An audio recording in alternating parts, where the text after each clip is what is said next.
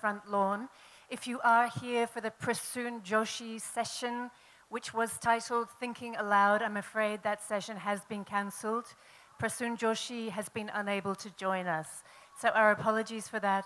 If you're here for the Prasoon Joshi session, Thinking Aloud, that session has been cancelled, and I believe it will not be replaced or rescheduled in any other slot during the festival. We have a different session going on here. The title is Critical Thinking on Reviewing Books. It's brought to you by Dainik Bahaskar and features Navtej Sarna, Somak Ghoshal, Alexander McCall-Smith, and Jenny Bhatt in conversation with Jaya Bhattacharjee Rose. Navtej Sarna is the author of short story collections, novels, and nonfiction, as well as being a translator and professional diplomat, most recently serving as India's ambassador to the USA. Somak Ghoshal is a writer, editor, and chief book critic for Mint Lounge. Alexander McCall-Smith is one of the best-loved storytellers in the English language, delighting readers with different novel series, including the #1 Ladies Detective Agency. Jenny Bhatt is a writer, literary translator, and literary critic. She is contributing books editor for Pop Matters in the US, and she divides her time between the US and India. These guests will be appearing in conversation with Jaya Bhattacharjee Rose, an independent international publishing consultant who has worked in publishing since the 1990s.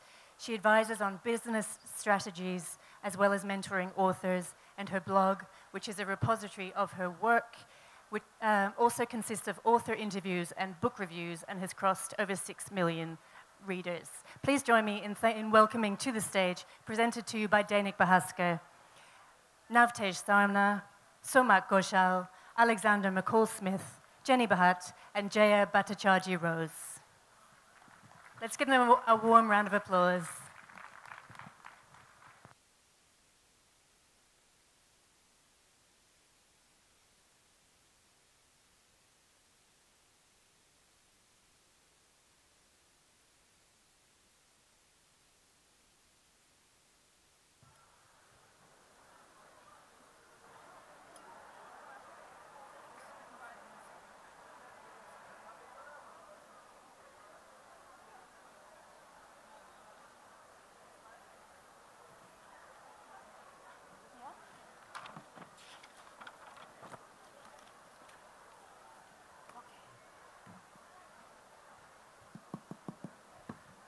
Good afternoon, everyone. Thank you for being here. It's really heartening to see such a lovely, large crowd on an impromptu session, as it were, on critical thinking and book reviewing, something that, as we were discussing a little earlier in the day, is a very significant and it's a significant part of the publishing ecosystem. And it is absolutely wonderful to have it programmed on a Sunday afternoon in the middle of this vibrant and absolutely bustling literature festival, a festival which we've been speaking to international as well as other delegates, and they've all remarked that it has to be one of the topmost festivals they have ever attended anywhere in the world. And one of the reasons which comes up over and over and over again is for the engaging audience, for its direct response, and for the wonderful readership that this audience represents. So on that note, I would like to sort of give an opening comment on what this session entails. It's about critical thinking and book reviewing, something that a lot of us want to engage with in different ways. If you're a publisher, you look forward to what is going to be the critical response. We often hear or we often read in catalogs, critically acclaimed, but sales may not be all that good, but which means that still the author has a promising future. On the other hand, we hear of reviews, book reviews, which which build author careers. They transform author careers. We also come across another responsibility that book reviews hold, is that of informing the reader. Not necessarily just informing about the book or the author, but informing about the subject. So there is another function that the book review holds. And of course, now with massive technological advancements, not just in content creation, but content delivery, content consumption, that too has impacted the structure of a book review. We suddenly have the democratization of literature, the democratization of reader-author engagement. And that in itself has produced this wonderful, I mean, it's just absolutely amazing, this explosive engagement in a good way. So what we have now are a variety of reviews. Now these reviews, the structure of the reviews, depending upon the format they're to be found in or the institution that they're linked to, they can vary from snippets of information, to long reads. What is hashtagged very often on digital spaces as long reads, but in traditional print spaces has been something which has existed for decades. For decades, we have what are called the in-depth review articles, or the, in the New York Review style, a review article. A review article is slightly different from just a book review because it looks at a longer space, gives space to the critic to look at the issues in a book or similar set of books in the thing. So, and the consumption patterns vary depending upon the demographics or the territory, etc. The consumption patterns vary. They can vary from just a snippet of the information, as I said, but depending upon the seasonal sort of release and the spurt, we can even have lists. So, but every time there is a critical function that a book review has to offer. Now with that, I have a panel which is absolutely amazing because yes, we are all here to talk about book reviewing and the critical thinking that it entails, but everyone brings to the panel a lot of their own experiences. So my very first question to all my co-panelists will be, what does a book review mean to you? And perhaps, Ambassador Sarna, maybe we can begin with you. Thank you, Jaya. Thank you, and very good afternoon to all of you. I think I suppose I'm here on the panel as a writer, but I'm also in some ways a book reviewer because as you know, when you learn the craft of writing the hard way, like I did, one starts with things which are not at the heart of actual creative process, but quite near it.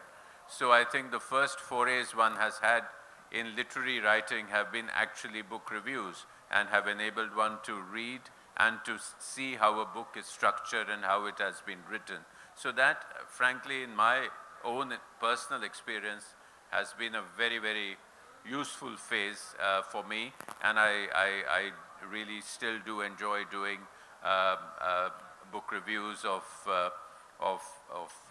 books which are really engrossing. I think you asked the question what a book review should do and what it means. To my mind, the answer is very simple. It should allow the discriminating reader to decide on the basis of the review that does he want to read the book or not.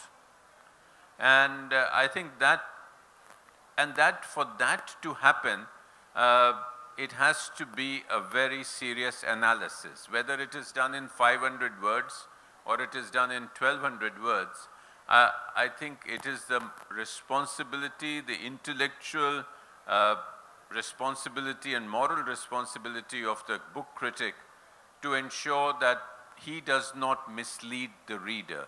So I would say that a book review is not there as sometimes thought, maybe thought to either, or a bad kind of book review can sound like either a puff piece or a hatchet job on the author.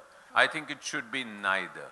It should be an analysis of the book, giving clear indication to the reader that these are the plus points and these are the shortcomings of the book.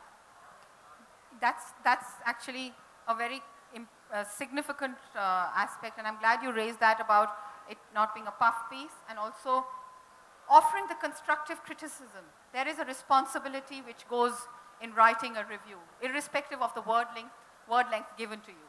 Mr. Alexander McCall-Smith, would you like to add to it?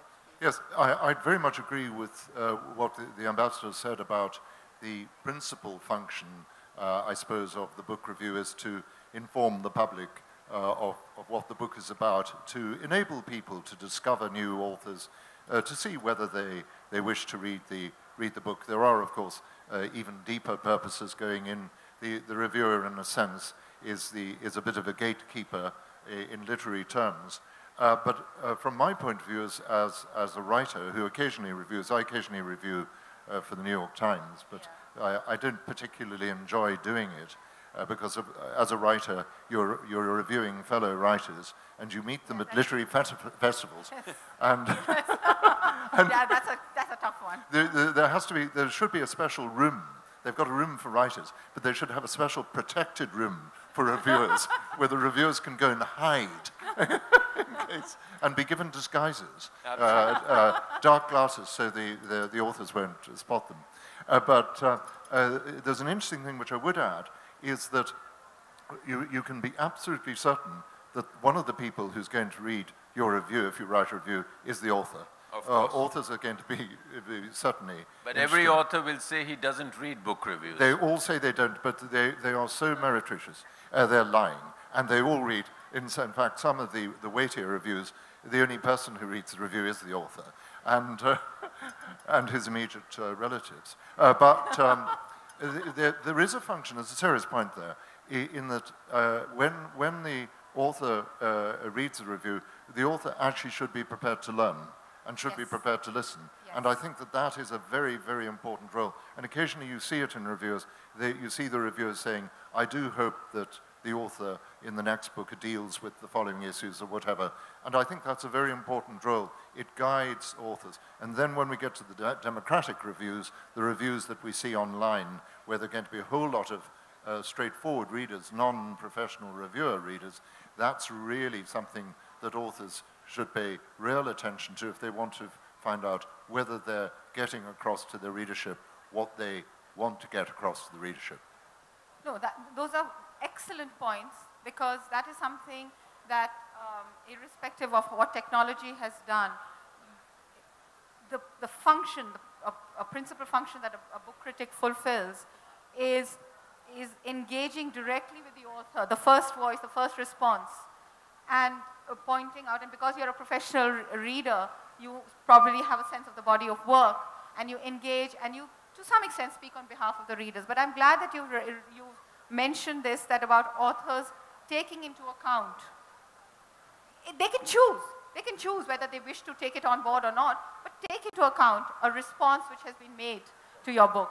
Perhaps, Jenny, you would like to add to this and give us your idea, because you have a fair amount of experience as a critic as well as a writer. Thanks, Jaya, and great to be here with all these panelists.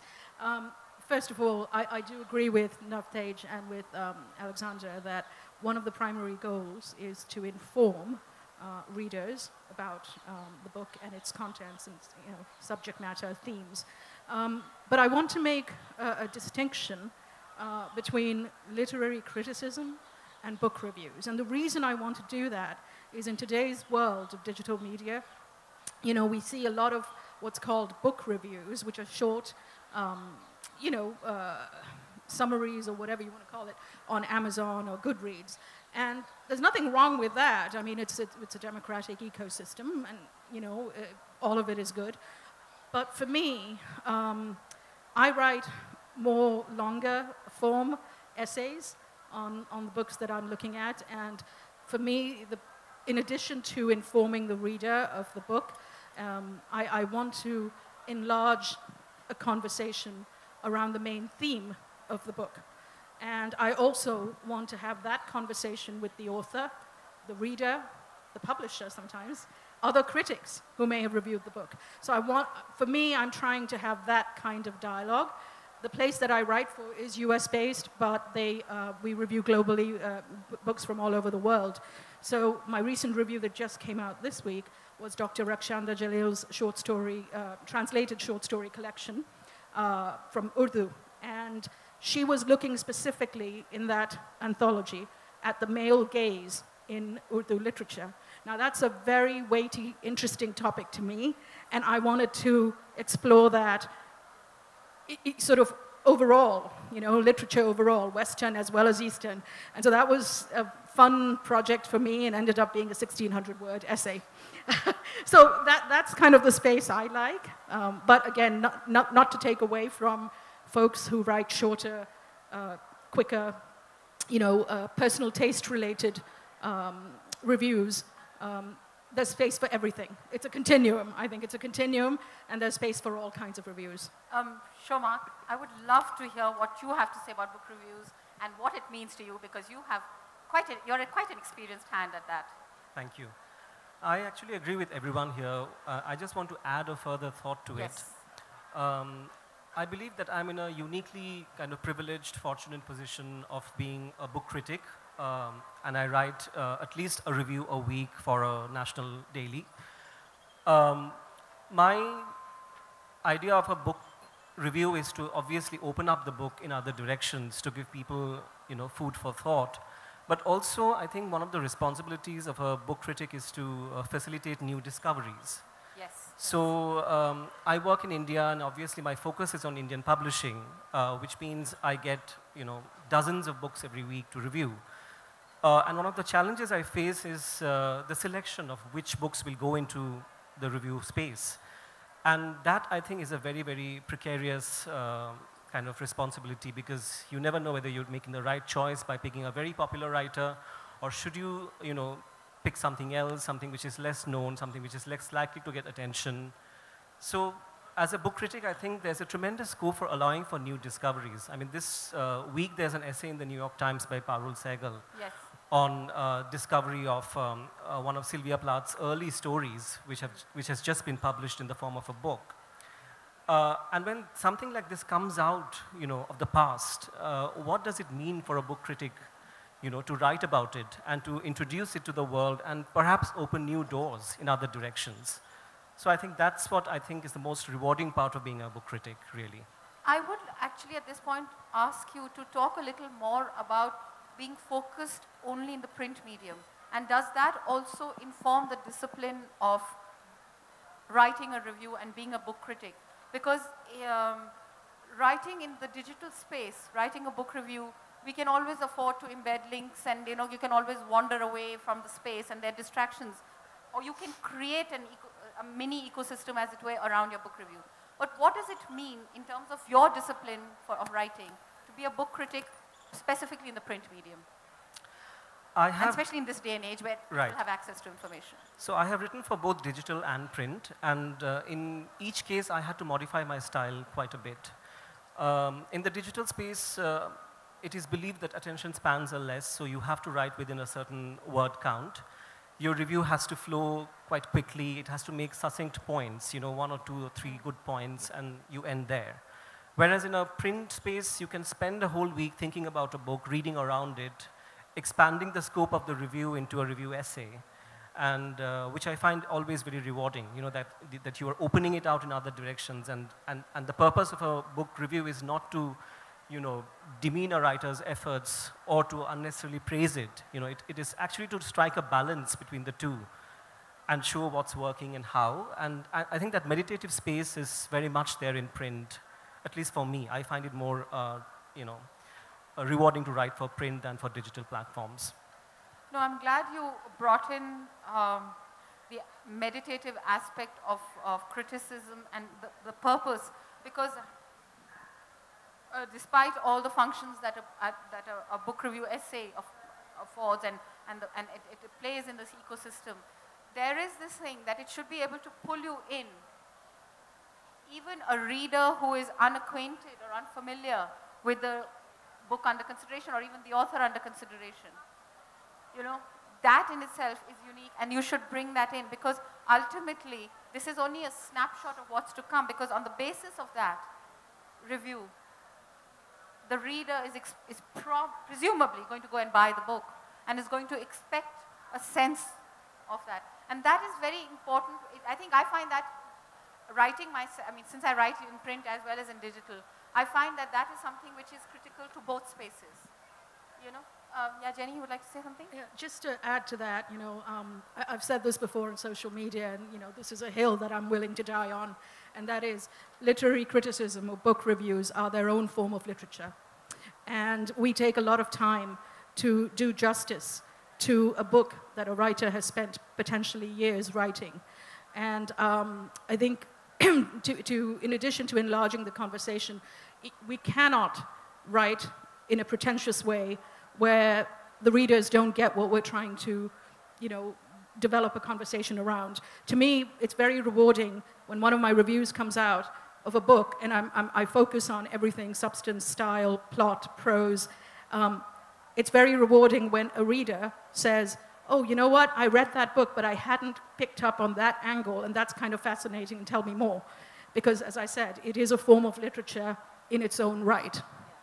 Perhaps, Ambassador Sarna, this is a good point, a time for you to sort of jump in, because I've always been curious that as a writer and a columnist yourself, and also the fact that you early on mentioned that you began your forays into the book world by writing book criticism, A, what is it that you seek to put into the review? And B, as an author yourself, what you seek to derive from a review?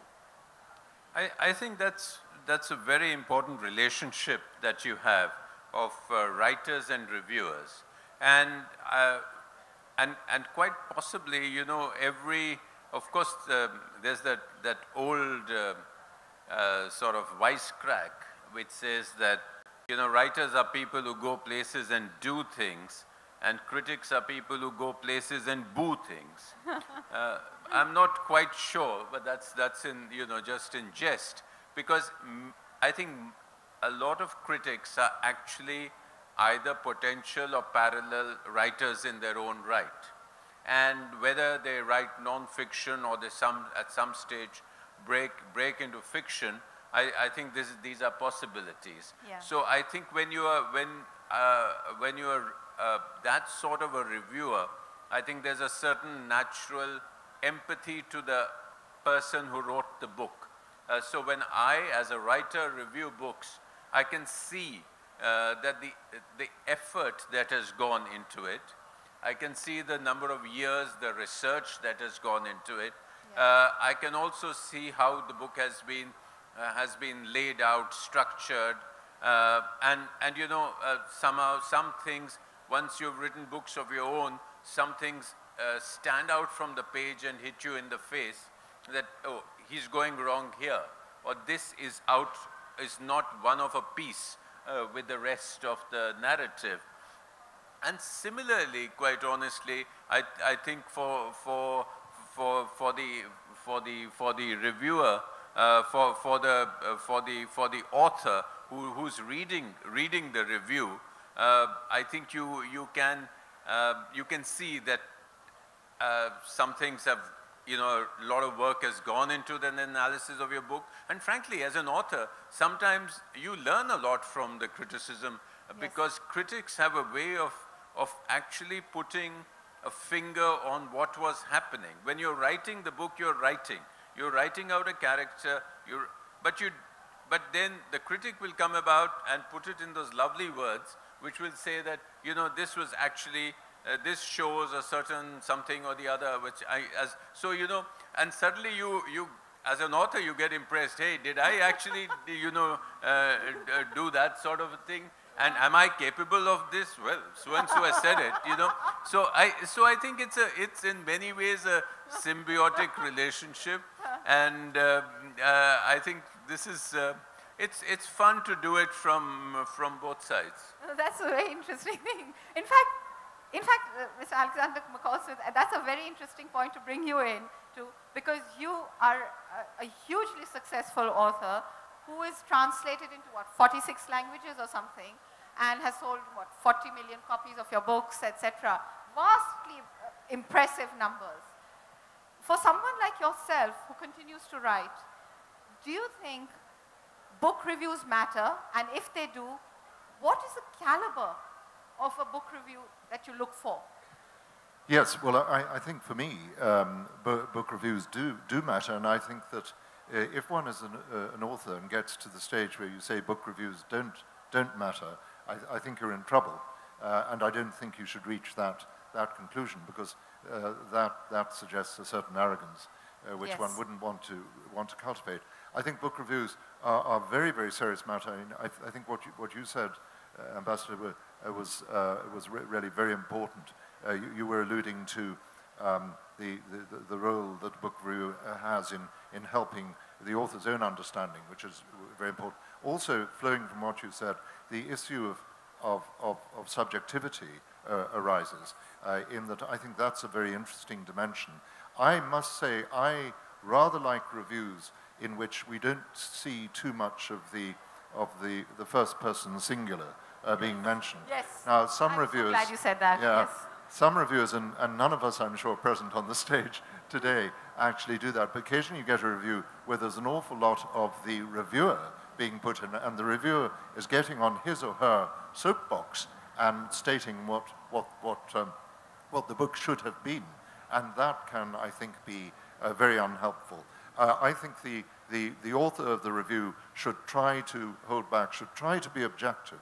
I think part of the moral responsibility of the reviewer is to be quite objective. There may be an element of subjectivity that creeps in, but generally speaking, objectivity is a point. And certainly, one wouldn't want to have that degree of subjectivity which Sir Walter Scott allowed, in that Walter Scott reviewed his own books. Yes, now, yes. That's a wonderful prospect to authors. I'm waiting for somebody to say to me, would you like to review your own book?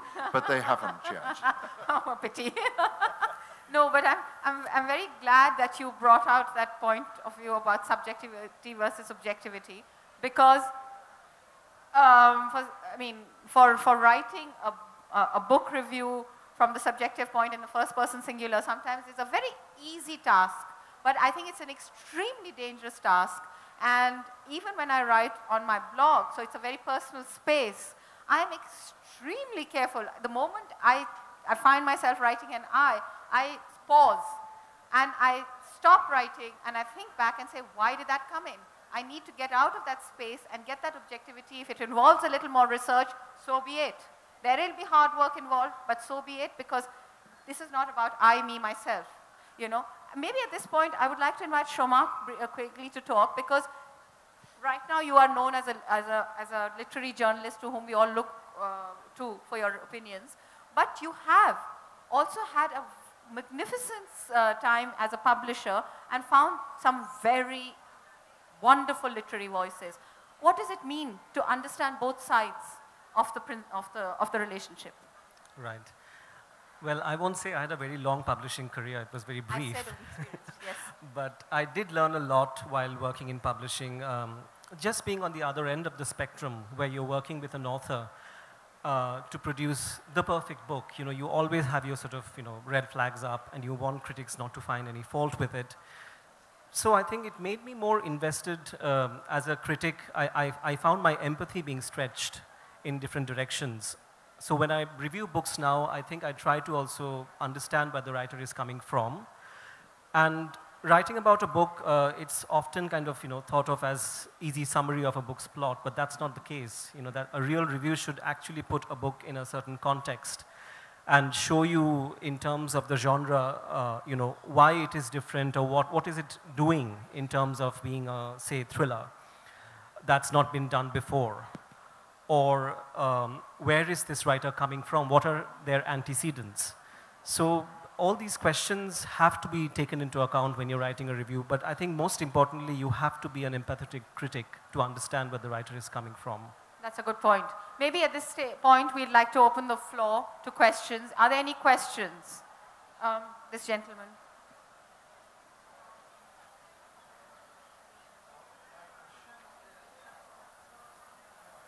Yes, yes. I think you need to.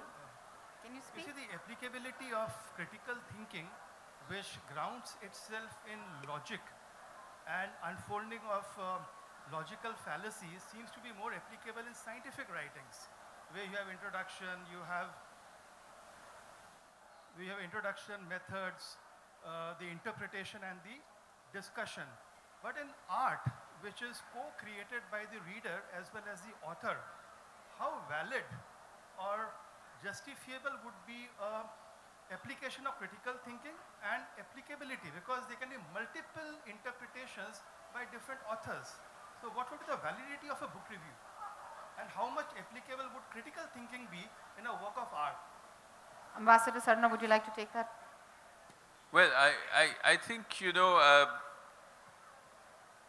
there is a science to art.